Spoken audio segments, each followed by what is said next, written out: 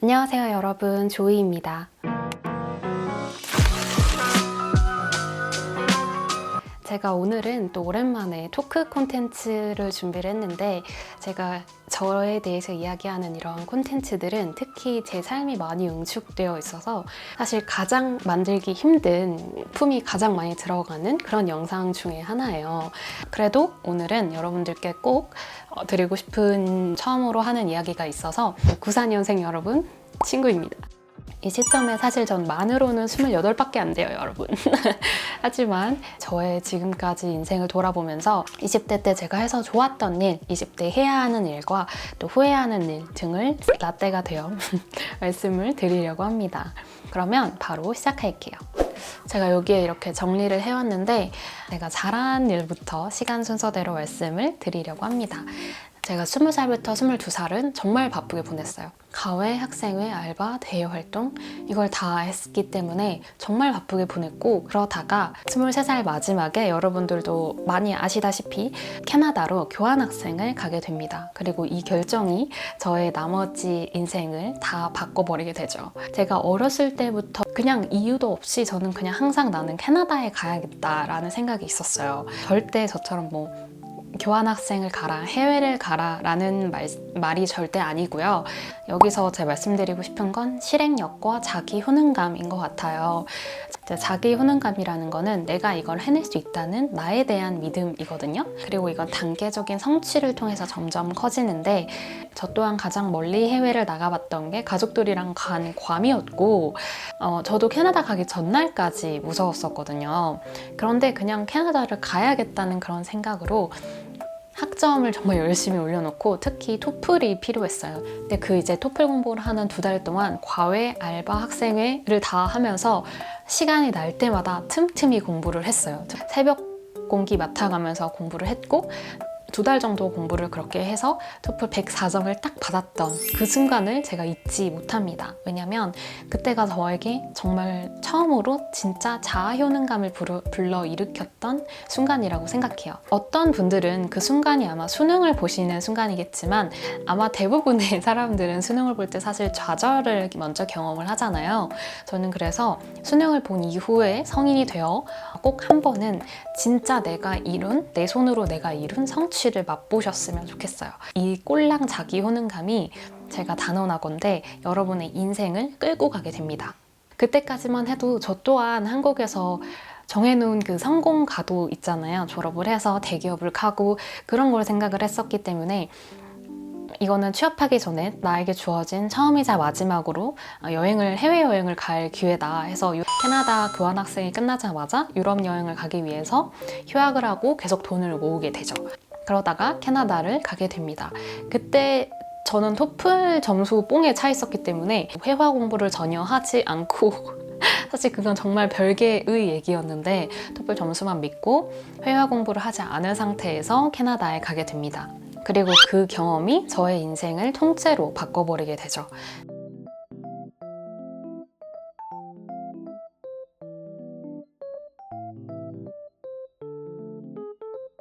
저는 개인적으로 20대만큼은 큰 계획 없이 사셨으면 좋겠어요. 왜냐면 저 같은 경우에도 제가 한국에서 회사를 다니면서 저 나중에 그냥 인턴 끝나고 해외 취업하려고요, 이런 말씀을 드렸을 때 너 지금 도망가는 거야, 도망친 곳에 낙원은 없어, 이런 이야기를 종종 들었었는데요. 저도 제가 도망을 쳤다고 생각해요. 그리고 결과적으로 도망을 잘 쳤다고 생각합니다. 도망친 곳엔 물론 낙원은 없어요. 유토피아는 없지만 새로운 나는 있더라고요. 그래서 저는 도망친 거에 대해서 후회하지 않습니다.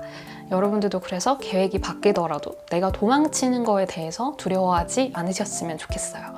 이런저런 이야기를 했는데, 그래서 제 요지는 꼭 내 손으로 만든 진짜 성취를 한 번은 이루자. 그리고 그 성취는 바로 실행력에서 온다. 여러분들이 이렇게 얘기했을 때 말이 쉽지, 나도 안 해봤겠어? 나도 했는데 실패를 했어 라고 생각을 하실 수도 있지만, 저는 생각해보면 뭔가 실패했을 때 그 다음에 실행을 하는데 정말 빨랐던 것 같아요. 이게 되게 어렵다고 느껴지신다면 가장 만만한 것부터 시작하셨으면 좋겠어요. 저는 하루를 시작할 때도 그날 하기 제일 만만한 것부터 시작을 하거든요. 그러면 그 다음 일을 해나가기가 생각보다 그 허들이 되게 넘기가 쉽게 느껴져요. 그러면 그 다음으로 넘어갈 할게요. 결핍을 직면했다. 사실 제가 고등학교 2학년 때 고등학교를 자퇴를 하고 검정고시를 봤습니다. 학교에서 어떤 문제가 있었던 건 전혀 아니고요. 제가 지금 말씀드리고 싶지 않은 이유로 지금은 괜찮아졌는데 당시에 어떤 이유로 소아 우울증을 심각하게 경험을 하게 됐고, 그래서 학교에 나가는 게 너무 힘들었어요. 그러다 보니까 결국 부모님의 허락으로 고등학교를 자퇴를 하게 됐고, 부모님도 허락을 해주셨던 이유가 저 또한 그랬고, 제가 학교를 안 다녀도 나는 정시로 충분히 좋은 학교를 갈 수 있어 라는 자신감이 있었거든요.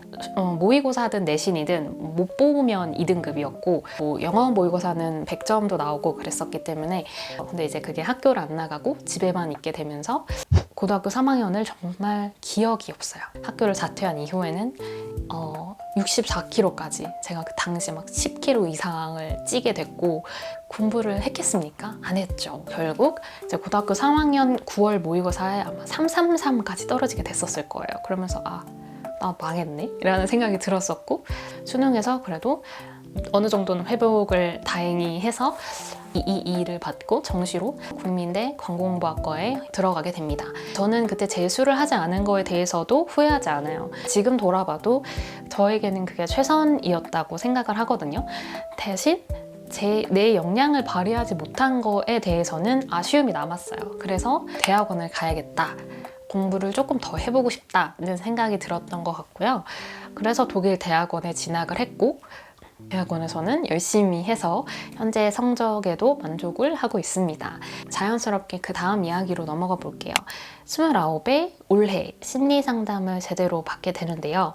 커리어적으로는 이제 자기 효능감도 챙겼고, 앞으로 내가 어떤 삶을 살고 싶을지 모르지만 내가 어디에 살아도 나는 무언가는 이뤄내면서 살 수 있겠구나는 생각은, 믿음은 가지게 됐어요. 그런데 나를 사랑해주는 사람들이 많이 있고, 남자친구도 나를 사랑해주지만 내가 내 스스로 어떻게 행복해지는지를 몰랐던 것 같아요. 사실 기질적으로는 많이 밝은 사람이에요. 그래서 제가 고등학교 때 우울증을 경험한 것도 제 친구들 아무도 몰랐어요. 사실 지금 영상을 보는 제 친구들도 정말 놀랄 수 있는데, 제가 아이라고 하면 놀랄 정도로 밖에서는 되게 기질적으로는 밝은 사람이지만 어떻게 행복해야 될지는 잘 모르겠더라고요. 그래서 그 시점에 심리상담을 시작을 해서 지금 현재 몇 개월 정도 받고 있는데, 올해 한 일 중 가장 잘한 일이라고 생각하고, 그래서 앞으로 어떻게 살면 조금 더 행복하게 살 수 있을지 고민들 많이 할 수 있는 시간이었고, 앞으로도 그렇게 살 수 있을 거라는 자신감도 좀 생기게 됐던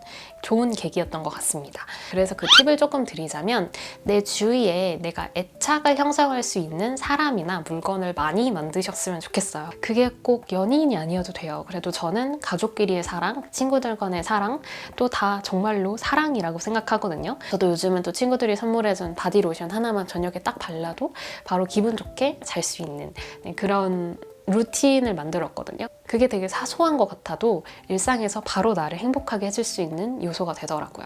다만 약간 라떼가 되어 제가 옛날부터 얘기한 건데, 제발 연애를 위한 연애는 안 하셨으면 좋겠어요. 옛날부터 뭐 연애를 많이 해봐야 남자 보는 눈이 길러진다.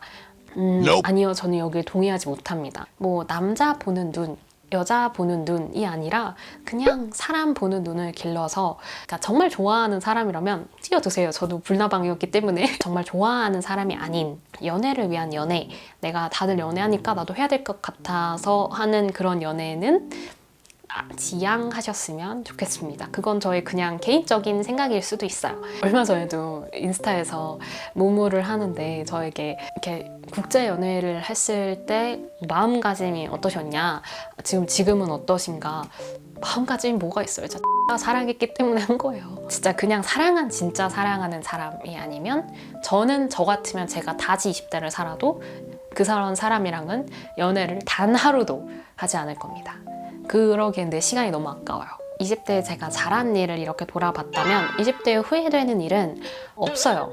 물론 이제 돌아봤을 때 저 경제 공부도 했었으면 좋았겠고 돈도 아끼지 않고 더 열심히 놀고 운동도 더 빨리 했으면 좋겠고 뭐 이런 것들이 있을 수 있지만 저는 그것도 다 저에게 제가 그렇지 않았기 때문에 배우는 것들이 있었다고 생각을 하고 제가 가장 두려워하는 건 인생을 두려움 속에서 살게 되는 것인데 20대만큼은 후회 없이 내가 원하는 건 진짜로 해보면서 진짜 실행하는 삶을 사셨으면 좋겠어요. 저는 이렇게 살았어요, 여러분. 예전부터 꾸준히 말씀드렸지만 저는 저처럼 외국인 남자친구를 만나라, 해외 취업을 해라 이런 이야기를 이제는 자퇴를 해라 이런 얘기가 절대로 아닙니다. 이렇게 사는 사람도 있어요 라고 여러분들께 하나의 옵션을 더 열어드리고 싶었던 거고요. 듣다 보면 아셨겠지만 저는 결핍이 많은 사람이었고 그 결핍을 채우기 위해서 열심히 살았던 것 같아요. 누구나 자기 인생에 결핍이 몇 가지는 있을 거예요. 그런데 이거를 좀 남에게 더 신경을 쓰고 남과 비교하면서 나를 힘들게 하느냐 아니면 이걸 동기부여로 삼아서 내 인생을 다른 차원으로 끌고 가느냐는 본인에게 달렸으니까 적어도 20대만큼은 너무 뚜렷한 계획 없이 최대한 이것저것 많이 해보시면서 사셨으면 좋겠습니다. 몇 년 뒤에 이건 내 생각이 틀렸었네 라고 할 수도 있죠. 그래도 지금 제가 하는 이런 생각들을 여러분들과 솔직하게 나눠보고 싶었고요. 마지막으로 20대는 우리의 인생의 전성기가 아니라는 거. 내가 아직 연애를 못해서, 내가 아직 취업을 못해서 이런 것 때문에 너무 내가 뒤처졌다고 생각하지 않으셨으면 좋겠고요. 아직 내 전성기는 오지 않았어? 라고 생각하셨으면 좋겠습니다. 저도 30대가 정말 많이 기대되는 사람 중에 하나로서 전 앞으로 그냥 저대로 살았으면 좋겠어요. 이제 뭐 남들이 하는 이야기들 때문에 저도 제 스스로를 조금 감추고 살았던 면들이 있는 것 같아요. 그래서 튀더라도 나대로 살면서 악플을 받으면 받는 대로 그냥 저대로 사는 게 앞으로의 목표고 다음 주에는 인프제가 되어버린 저의 30대의 계획 공개를 해드리려고 합니다. 오늘도 영상 봐주셔서 정말 감사드립니다. 그럼 다음 영상에서 만나요. 안녕. 제 감성글 올리는 그 인스타 계정과는 다르게 좀 더 그냥 일상의 그런 친구들이랑 이야기하듯이 그렇게 반모로 약간 쓰는 그런 블로그 챌린지를 저도 하고 있으니까 거기도 많이 구경을 와주시고요. 오늘도 영상 봐주신 여러분 정말 감사합니다. 안녕.